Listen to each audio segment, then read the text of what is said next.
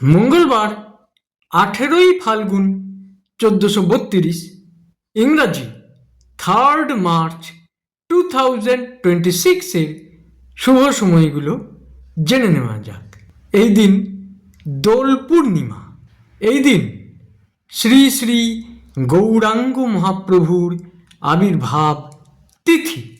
দিনের শুভ সময়গুলো হলো সকাল 9টা থেকে 10টা 35, দুপুর 1টা থেকে 1টা 12, দুপুর 3টে 20 থেকে 4টে 48, বিকাল 5টা 40 থেকে 6টা 25, রাত্রি 8টা 58 থেকে 11টা 20, রাত্রি 1টা 54 থেকে 3টে 28।